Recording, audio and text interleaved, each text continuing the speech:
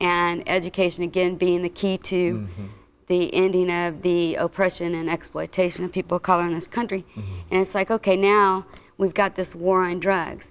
And the war on drugs has moved the prison population of African Americans from being about 300,000, about what it was during the convict leasing period, but there were more African Americans in the 70s. So, but in the 70s period, there were more African American in 1970s.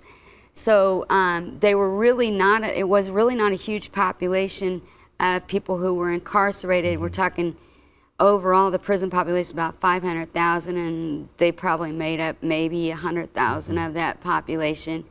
And then about the middle of the war on drugs in the 80s, that population of African Americans just skyrocketed. The general prison population skyrocketed, period, from about 500,000 in the 80s to about, well, we're at 2.5, over 2.5 million right now just in prison.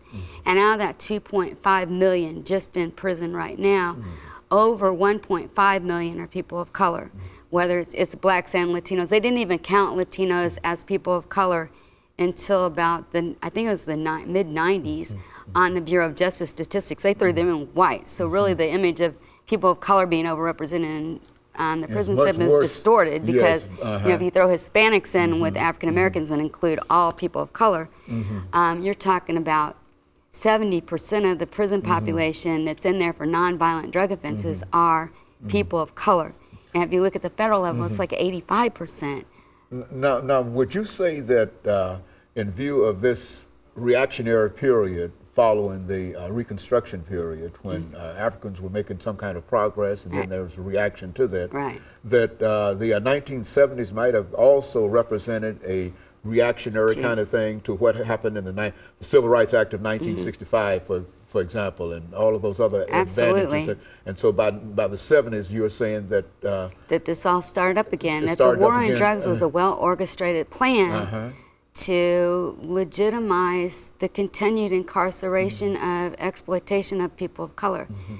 Now, if we say that, then who should we point to? I mean, is there a governmental entity, or is there a movement somewhere that's intended to indicate this? I don't know if we can point to an individual as much as we can point to a structure. It's institutionalized racism now, and I think that's what makes it more dangerous at this point, is because we're assuming that the justice system is colorblind.